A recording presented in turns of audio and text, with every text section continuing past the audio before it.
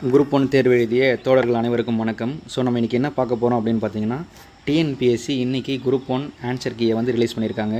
அதாவது கடந்த வாரம் வந்து குரூப் 1க்கான தேர்வு வந்து நடந்தது, முதல்நிலை தேர்வு நடந்தது.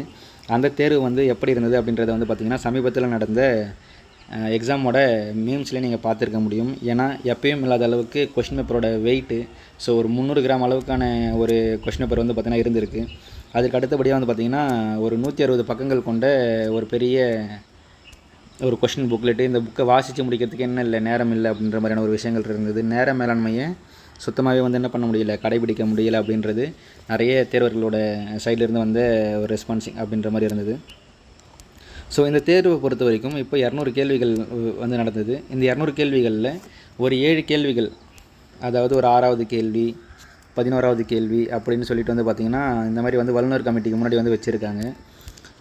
இக்கேள்வி மற்றும் விடை இறுதி முடிவிற்காக வல்லுநர்கள் முன் வைக்கப்பட்டுள்ளது அப்படின்ற மாதிரியான கேள்விகள் வந்து பார்த்திங்கன்னா கேள்வி எண் 6, 11, 49, 88, 112, 175, 199.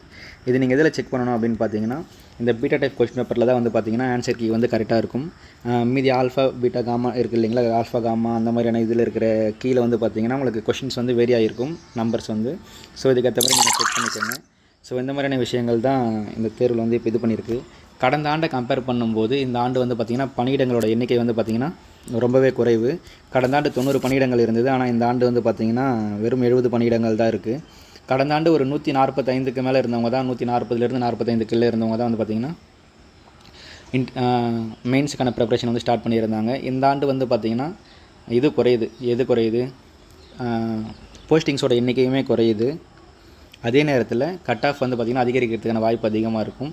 ஆனால் அதே நேரத்தில் பணியிடங்கள் குறைவு அப்படின்னு நம்ம யோசிக்கிற அதே நேரத்தில் வந்து பார்த்திங்கன்னா இங்கே எல்லாராலையுமே வந்து பேப்பர் கம்ப்ளீட் பண்ண முடியல அப்படின்றது வந்து பார்த்திங்கன்னா நிறைய தேர்வர்கள் வந்து சொன்னது தான். நிறைய பேரால் வந்து பேப்பர் கம்ப்ளீட் பண்ண முடியல, லாஸ்ட் ஒரு 20 கொஷின்ஸ் விட்டுட்டோம், 25 கொஷின்ஸ் விட்டுட்டோம் அப்படின்ற மாதிரி. ஸோ இந்த மாதிரியான கேள்விகள் வந்து பார்த்திங்கன்னா எந்த மாதிரியான ஒரு ரேஞ்சில் இருக்கும் அப்படின்னு பார்க்குறப்ப வந்து பார்த்திங்கன்னா கட் ஆஃப் வந்து ஒரு 140லேருந்து 135 இந்த ரேஞ்சில் தான் வந்து பார்த்திங்கன்னா பெருசாக வந்து ரோல் ப்ளே பண்ணுற மாதிரி இருக்கும்.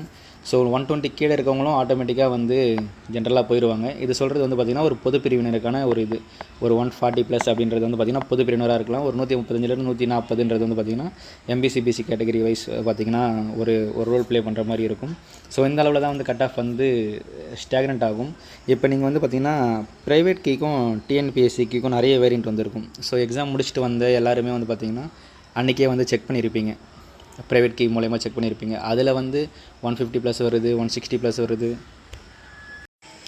ஸோ 150+ வருது, 160+ வருது அப்படின்னு சொன்னவங்களாம் கூட வந்து பார்த்திங்கன்னா லேட்டராக அந்த கீ வந்ததுக்கப்புறம் எவ்வளோ ஸ்கோர் வந்திருக்கும் அப்படின்னு பார்த்தீங்கன்னா ஒரு 140+, அந்த 135 ரேஞ்சிலேருந்து தான் இருப்பாங்க. ஸோ இந்த தேர்வில் 72 வேகன்சி, அதாவது 70 to 70 வேகன்சி தான் இருக்குது. ஸோ வேகன்சிஸ் மேபி இன்க்ரீஸ் பண்ணாலும் ஸோ ஒரு 10 வேகன்சி அதிகபட்சமாக இன்க்ரீஸ் பண்ணுவாங்க. ஸோ இதன் அடிப்படையில் தான் வந்து பார்த்திங்கன்னா கேண்டிடேட்ஸ் வந்து செலக்ட் பண்ணுவாங்க. இப்போ 70 பேருக்கு ஒரு போஸ்ட்டுக்கு 20 பேர் அப்படின்ற விதத்தில் வந்து பார்த்திங்கன்னா ஒரு 1400 பேர் பக்கமாக வந்து என்ன பண்ணுவாங்க, இன்டர்வியூக்கு வந்து மெயின்ஸுக்கு வந்து செலக்ட் பண்ணுவாங்க. ஸோ கடந்த முறை ஒரு 4 மெயின்ஸ் நான் எழுதியிருக்கேன், குரூப் 1 மெயின்ஸ் எழுதியிருக்கேன். ஸோ அந்த முறையில் சொல்லும்போது இந்த அடிப்படையில் தான் வந்து தேர்வானது இருக்கும். ஸோ தேர்வுக்கு ப்ரிப்பேர் பண்ணுறவங்க இங்கிலீஷில் ப்ரிப்பேர் பண்ணுங்கள், தமிழில் எழுதாதீங்க. முடிஞ்ச வரைக்கும் தமிழ் எழுதுறது குறைச்சிக்கிட்டு இங்கிலீஷ் மூலயமா எழுதுறதுக்கான வழியை பாருங்கள்.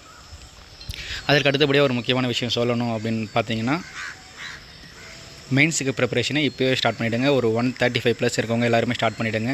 ஸோ 140+ இருக்கவங்க கம்பல்சரி வந்து இது பண்ணுங்கள். பட் யாராக இருந்தாலுமே ஆங்கிலத்தில் மட்டும் தேர்வு எழுதுங்க, இதை நான் சொல்லிக்கிறேன். So thank you. உங்களோட ஸ்கோர் எவ்வளோ அப்படின்றத வந்து பார்த்திங்கன்னா கமெண்ட்டில் வந்து லீவ் பண்ணுங்கள். ஸோ நம்மளோட கட் ஆஃப் ப்ரெடிக்ஷனுக்கு வந்து பார்த்திங்கன்னா ஓரளவுக்கு அது மற்றவங்க எல்லோரும் அதை பார்த்து தெரிஞ்சுக்குவாங்க. So thanks to every one. Thank you.